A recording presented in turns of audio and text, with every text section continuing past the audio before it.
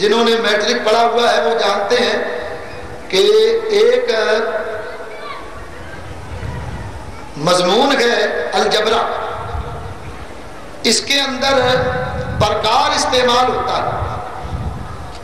پرکار آپ ایک صاف کاغذ کے اوپر پرکار رکھیں اور اس پہ ایک طرف پینسل لگا دیں اور پرکار کو گھمائیں دائرہ بنانے کے لیے، تو آپ دیکھیں گے کہ ایک جگہ سے دائرہ بننا شروع ہوگا اور جس جگہ سے دائرہ بننا شروع ہوا ہے اسی جگہ پر آ کر ختم ہوگا، جہاں سے دائرے کی ابتدا ہوگی اسی جگہ پر آ کر دائرے کی انتہا بھی ہوگی۔ بلا مثال و تمثیل اللہ تبارک و تعالیٰ نے جب شجر نبوت کی آبیاری فرمائی تو اللہ تعالیٰ نے شجر نبوت کا پہلا بیج بھی میرے تمہارے آقا کو بنایا اور شجر نبوت کا آخری بیج بھی اللہ نے میرے تمہارے آقا کو بنایا۔ اسی طریقے سے اللہ نے کرتاس نبوت پر پرکار نبوت سے جب دائرہ کھینچا تو اللہ تبارک و تعالیٰ نے پرکار نبوت سے جو پہلا نقطہ بنایا تو وہ بھی میرے تمہارے آقا کو بنایا اور آخری نقطہ جو بنایا وہ بھی نبی پاک علیہ السلام کو بنایا۔ تو ہمارے نبی پاک علیہ السلام اول بھی ہیں اور آخر بھی، کوئی نبی ہمارے نبی پاک کے بعد آ سکتا۔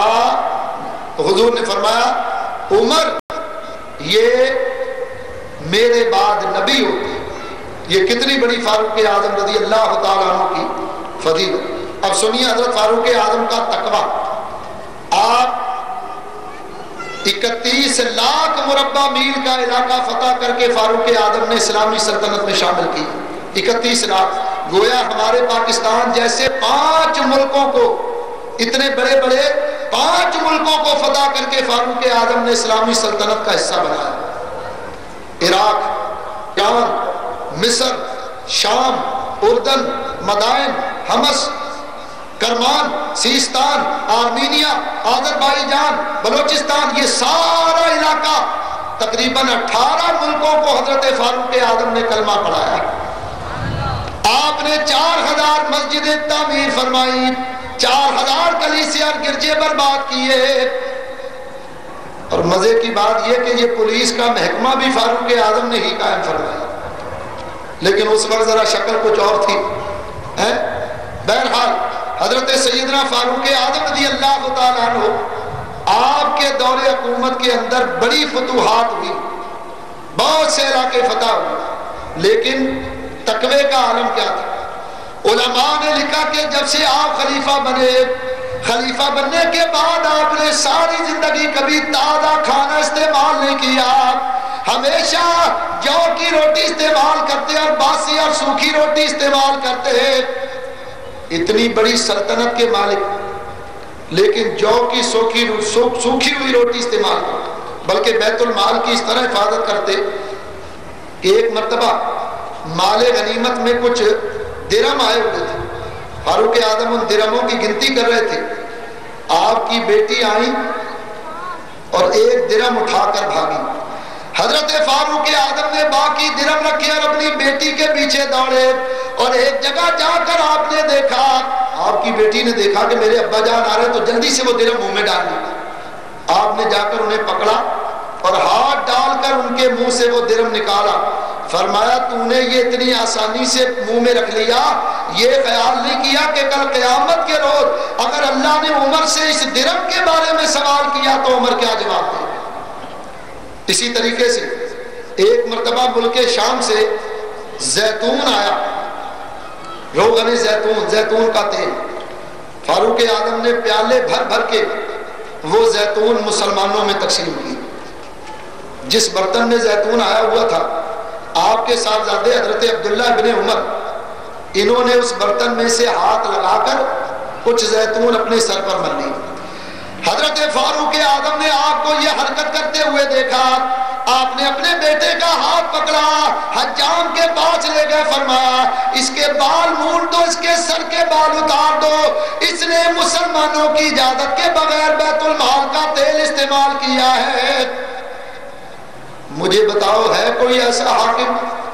ارے میاں اسلام کے علاوہ کوئی مذہب ایسی مثال پیش نہیں کر سکتا جیسے فاروق اعظم نے بھی۔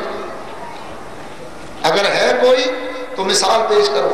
یہی وجہ کہ جب ہندوستان سب کانٹیننٹ کی تقسیم ہوئی، ہندوستان پاکستان تقسیم ہوا، تو نہرو نے اپنی پہلی تقریر کرتے ہوئے کہا تھا کہ اگر ہندوستانی قوم ساری دنیا کے اوپر حکومت کرنا چاہتی ہے تو اس کو مسلمانوں کی عمر جیسا ایک عمر پیدا کرنا پڑے گا. حضرت فاروق اعظم رضی اللہ تعالیٰ عنہ کے تقوی کا یہ عالم ہے کہ ایک مرتبہ ایک جنگ سے کچھ کپڑا بطور مال غنیمت آیا. آپ نے وہ کپڑا سب میں تقسیم کیا تو جتنا تمام مسلمانوں کو کپڑا ملا اتنا ہی آپ کو بھی ملا. 2 گز کے قریب وہ کپڑا تھا. اب آپ کا قد جو تھا بڑا لمبا تھا، اس قد کی وجہ سے اس کپڑے میں آپ کا کرتا نہیں بن سکتا تھا. آپ کے بیٹے حضرت عبداللہ بن عمر نے اپنے حصے کا کپڑا اپنے ابا جان کو دے دیا.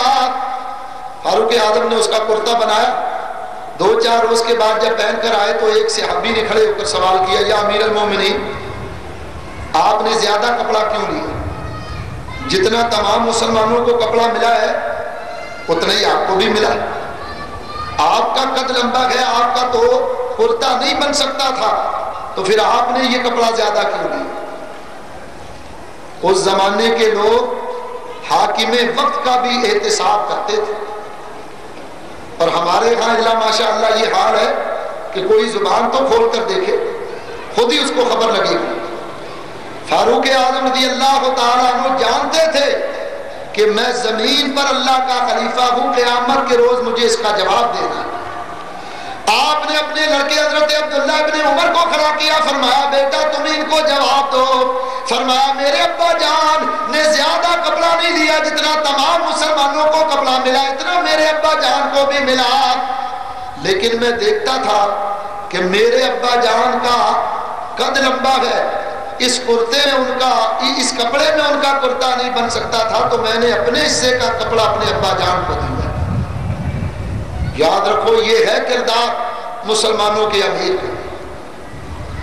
حضرت فاروق اعظم صبح کا وقت ہے، بڑی تیزی سے دوڑے جا رہے.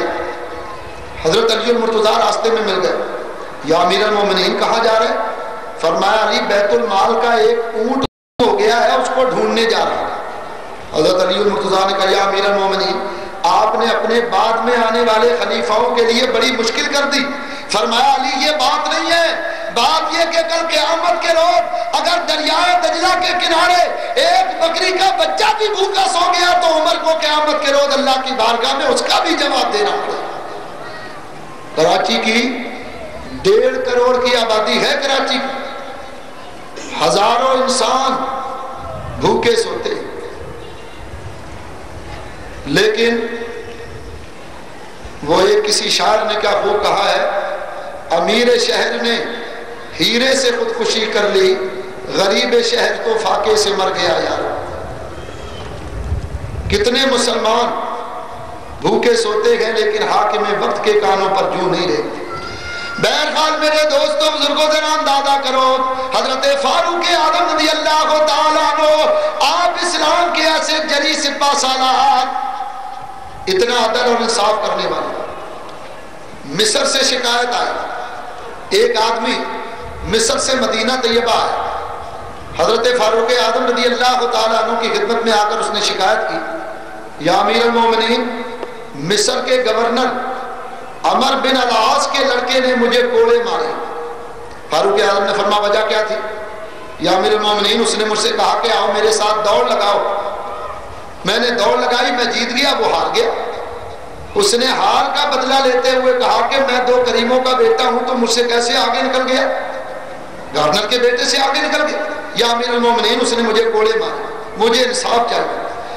حضرت فاروق اعظم نے جب یہ سنا، آپ نے فوراً گورنر مصر کو خط لکھا، 1 مہینے کی مہلت دیتا ہوں اپنے لڑکے کو لے کر، جتنا جلدی ہو سکے مدینہ طیبہ پہنچ جاؤ. گورنر مصر اپنے لڑکے کو لے کر 1 مہینے سے کچھ پہلے ہی مدینہ طیبہ پہنچے. فاروق اعظم نے اس آدمی کو بھی بلا دیا. فاروق کی عدالت لگی ہوئی. آپ نے فرمایا یہی گورنر کا لڑکا ہے؟ ہاں یا امیر المومنین کی. آپ نے فرمایا تم نے اس کو کوڑے مارے تھے؟ ہاں یا امیر المومنین میں نے کوڑے مارے. یہ وجہ تھی؟ ہاں یا میرا مومن، آپ نے غلام کو حکم دیا کہ جاؤ اندر سے کوڑا لے کر آ۔ غلام گیا اور اندر سے کوڑا لے کر آیا۔ حضرت فاروق اعظم نے فرمایا یہ کوڑا لے لو اور گورنر کے لڑکے پر جتنے کوڑے اس نے مارے ہیں اتنے ہی اب اس کی پیٹھ پر کوڑے برسے۔ حضرت انس بن مالک فرماتے ہیں جب وہ کوڑا مارنے لگا تو ہمارا دل یہ چاہتا تھا کہ وہ کوڑے مارے، اور جب اس نے مارنا شروع کیے تو اب دل یہ چاہتا تھا کہ کاش یہ کوڑے مارنا بند کر دے۔ جب سزا مکمل ہو گئی حضرت فاروق اعظم نے فرمایا یہ کوڑا زمین پر نہ رکھو، یہ گورنر مصر کھڑے ہیں، یہ کوڑا لے لو اور اب اتنے ہی کوڑے گورنر کی پیٹھ پر بھی مارو۔ گورنر مصر کی پاؤں کے نیچے سے زمین نکل گئی۔ یا امیر المومنین میرا کیا قصور؟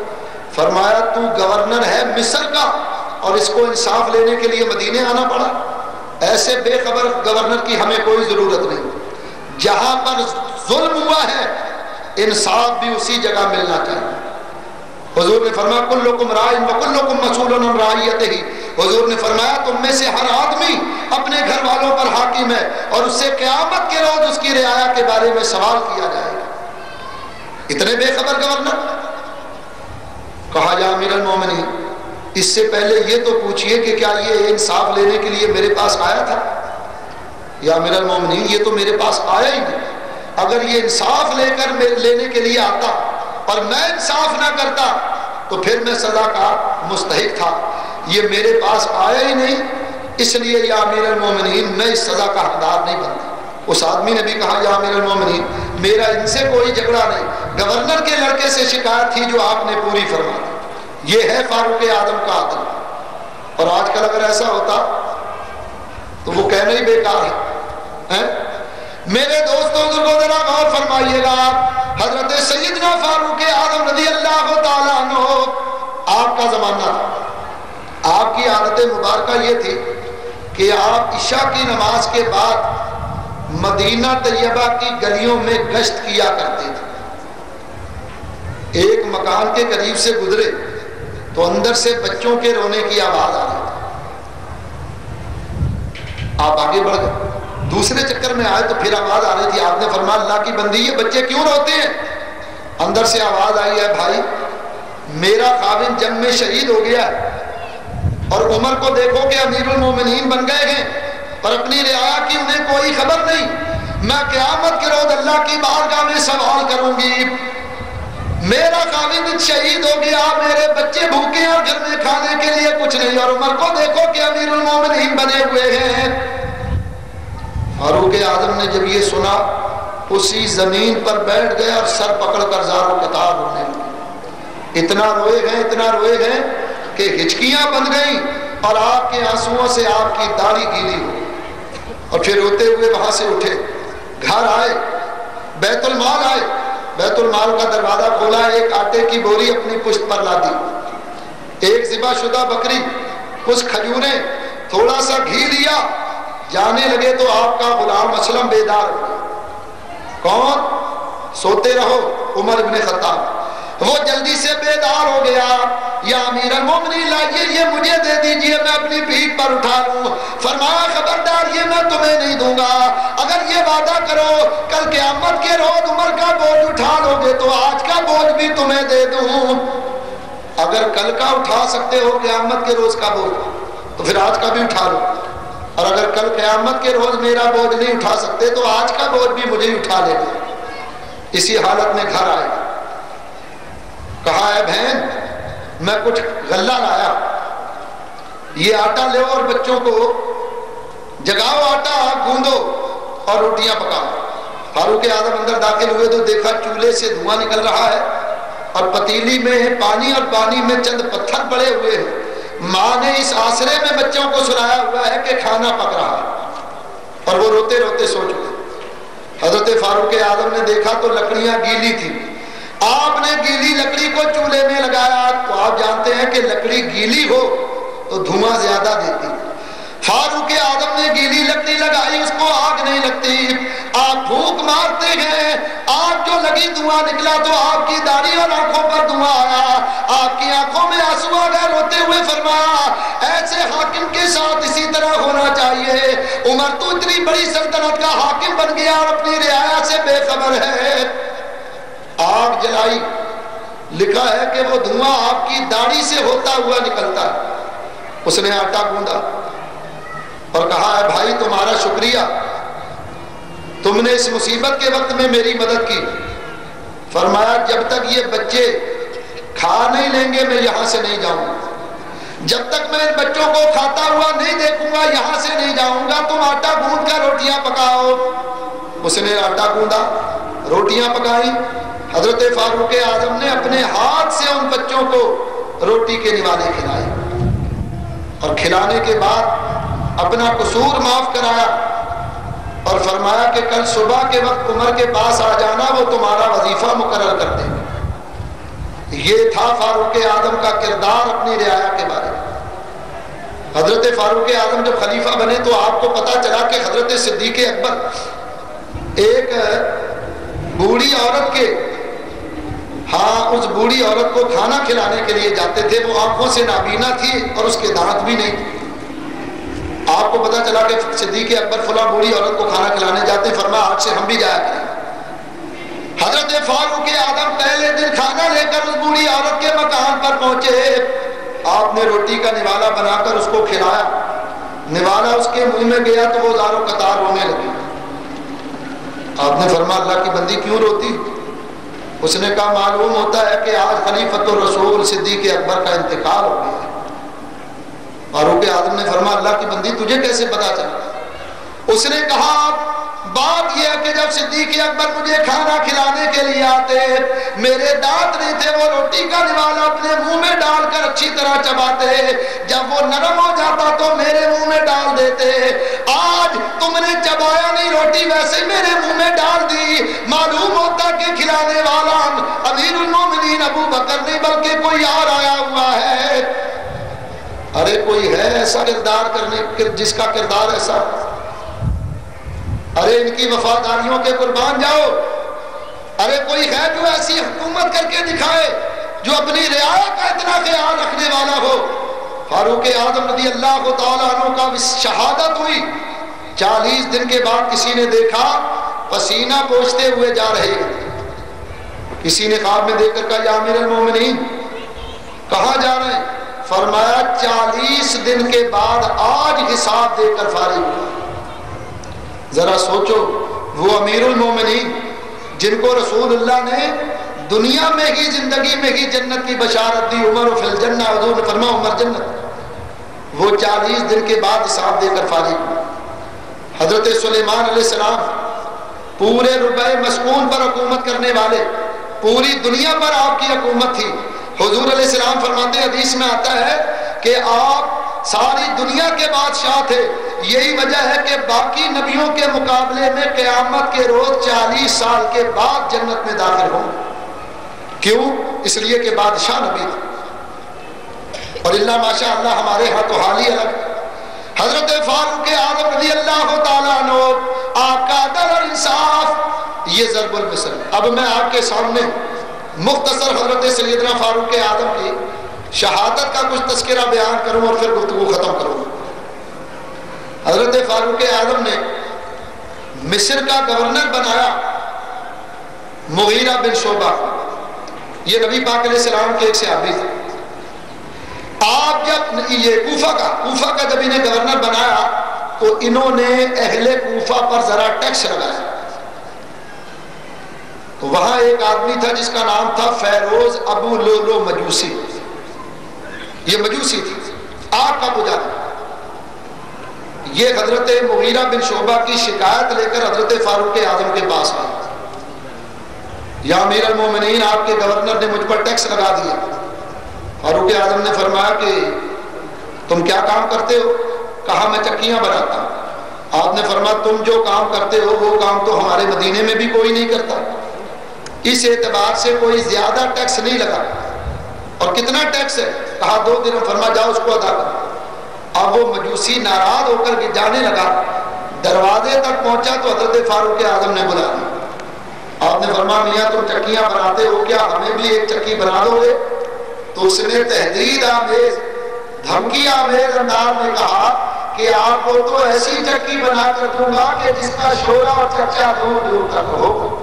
مطلب یہ کہ میں آپ کو شہید کر دوں گا اور آپ کی شہادت کی خبریں دور دور تک جائیں. حضرت سیدنا فاروق اعظم آپ کی عادت مبارکہ یہ تھی کہ جب آپ فجر کی نماز کے لیے اٹھتے تو لوگوں کو جگاتے ہوئے اٹھتے. صلاۃ صلاۃ، لوگوں کو نماز کا وقت ہے، اللہ کی عبادت کا وقت، لوگوں کو بیدار ہو جاؤ. ادھر یہ فیروز ابو لولو مجوسی جو تھا، اس نے مدینے کے بازار سے ایک 2.5 خنجر خریدا. اصل میں یہ سازش تھی، اور یہ کیا سازش تھی یہ کل انشاءاللہ حضرت عثمان غنی کے دور جب حالات بیان ہوں گے تو اس میں یہ بات آئے گی کہ حضرت فاروق اعظم کو شہید کرنے میں کون کون شامل تھا. اس نے خنجر لیا اور اس کو 3 دن تک زہر کا بجاؤ دیا اور وہ خنجر لے کر مسجد کے اندر چھپ گیا. حضرت فاروق اعظم رضی اللہ تعالیٰ عنہ لوگوں کو جگاتے ہوئے نماز کے لیے مسجد آئے. آپ مصلی پر کھڑے ہوئے، اللہ اکبر کہہ کر آپ نے نیت باندھ لی. صحابہ کرام نے آپ کے پیچھے نیت باندھ لی. آپ نے نماز شروع کی. اس شکی ازلی بدبخت نے عین نماز کی حالت میں حضرت فاروق اعظم پر خنجر سے حملہ کیا.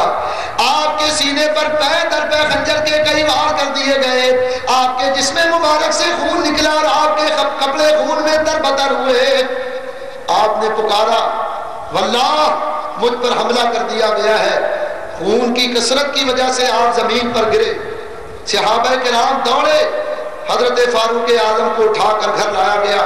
اس فیروز ابو لولو مجوسی کو پکڑ لیا گیا. حضرت عبد الرحمن بن عوف نے آپ کی جگہ نماز پڑھائی اور فاروق اعظم رضی اللہ تعالیٰ عنہ کو دیکھنے کے لیے اب تمام ہی لوگ آپ کے مکان پر موجود. جو بھی آتا آ کر کہتا امیر المومنین کا کیا حال ہے، اور حضرت فاروق اعظم پر نیم بے ہوشی تاری. آخرکار چند بڑے بڑے اکابر صحابہ تشریف لائے. ان کی موجودگی میں آپ نے فرمایا کہ مجھے پیاس لگی ہے، پانی پلاؤ. گھر والوں نے پانی دیا. جب وہ پینے لگے تو وہ زخم اتنا گہرا تھا کہ وہ پانی آپ کے زخم کے راستے باہر آ گیا. آپ نے فرمایا دودھ پلاؤ. دودھ لایا گیا. دودھ پیا گیا تو وہ بھی زخم سے باہر آ گیا. فرمایا الحمدللہ اب ہماری شہادت کا وقت قریب ہے. تحقیق کرو کہ ہم پر حملہ کرنے والا کون تھا. بتایا گیا کہ ایک مجوسی نے آپ پر حملہ کیا. فرمایا الحمدللہ اللہ مجھے شہادت کی موت عطا فرمائے گا. میں کسی مسلمان کے ہاتھ زخمی نہیں ہوا، اللہ مجھے شہادت کی موت دے گا. آپ کی شہادت سے 3 دن پہلے علامہ محب تبری نے لکھا کہ آپ نے زخمی ہونے سے 3 دن پہلے خواب دیکھا کہ ایک مرغ ہے، اس نے آپ کی ناف پر 3 مرتبہ چونچ ماری. آپ صبح بیدار ہوئے اور ایک آدمی کو بھیجا کہ جاؤ اس خواب کی تعبیر فلاں کاہنہ سے پوچھ کر آؤ. وہ چلا گیا. امیر المومنین نے یہ خواب دیکھا، اس خواب کی تعبیر بتاؤ. اس نے کہا جا جا کر امیر المومنین سے کہہ دو جو وصیت کرنی ہے جلدی کر لیجئے، 3 دن نہیں گزرنے پائیں گے کہ آپ کو شہید کر دیا جائے گا. اب ادھر حضرت سیدنا فاروق اعظم رضی اللہ تعالیٰ عنہ زخمی ہیں. لوگوں نے کہا یا امیر المومنین آپ خلافت کس کے سپرد کر کے جاتے ہیں؟ حضرت فاروق اعظم نے فرمایا 6 آدمیوں کا نام لیتا ہوں، ان 6 میں سے کسی کو بھی باہمی اتفاق مشاورت سے ان 6 میں سے کسی ایک کو اپنا خلیفہ بنا دے. یا امیر المومنین وہ کون کون سے؟ فرما عثمان غنی، علی مرتضیٰ، عبد الرحمن بن عوف، حضرت طلحہ، حضرت زبیر اور حضرت سعد بن ابی وقاص.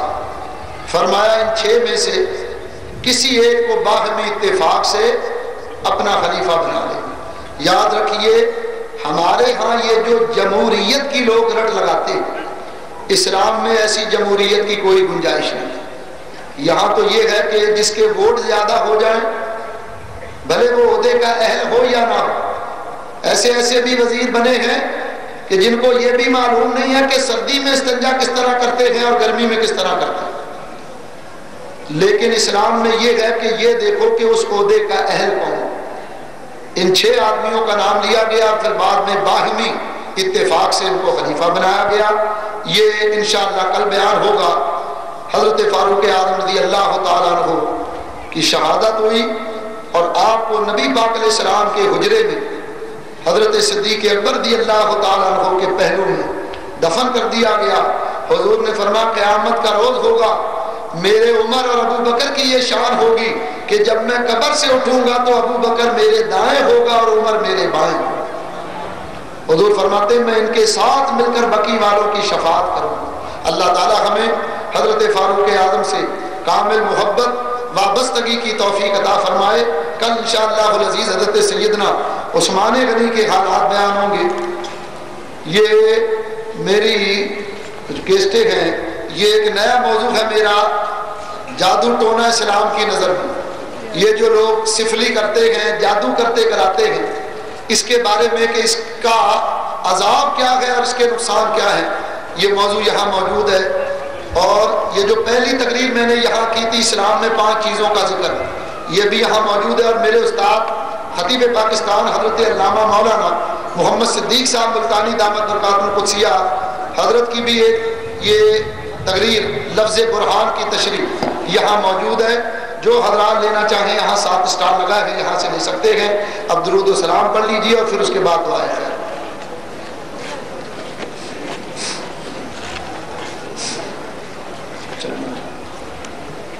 کعبے کے بدرو دوجا تم پہ کروڑوں درود. کعبے کے بدرو دوجا تم پہ کروڑوں درود. طیبہ کے شمس ضحیٰ تم پہ کروڑوں درود. طیبہ کے شمس ضحیٰ تم پہ کروڑوں درود. تم پہ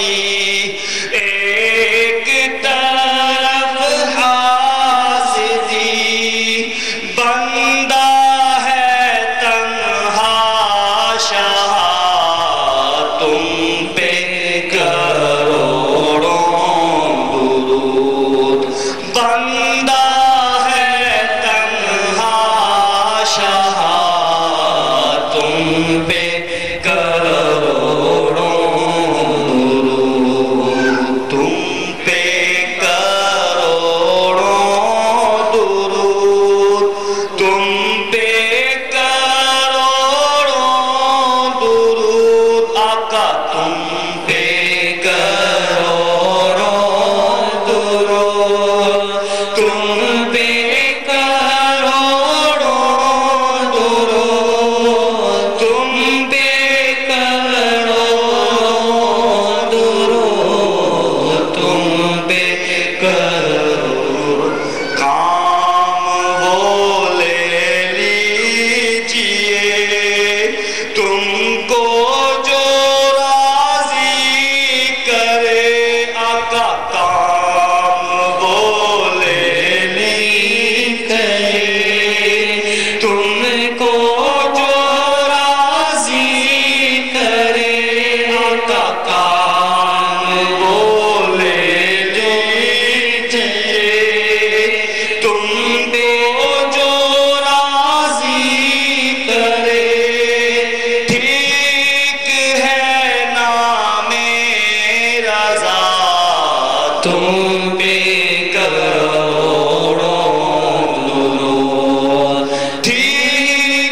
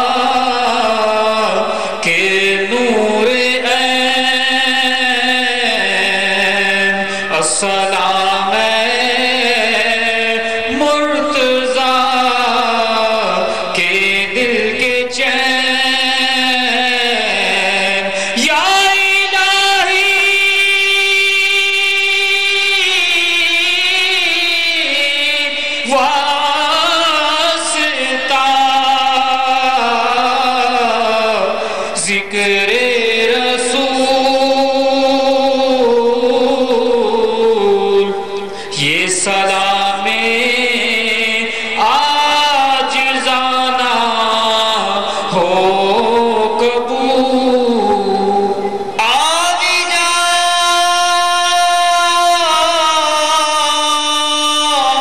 خواباں وچ آن والیا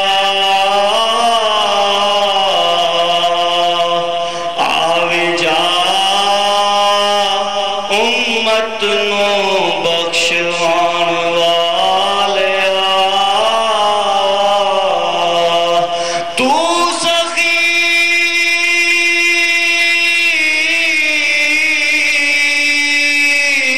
تیرا سخی دربار ہے گر کرم کر دے تو سب کا بیڑا پار ہے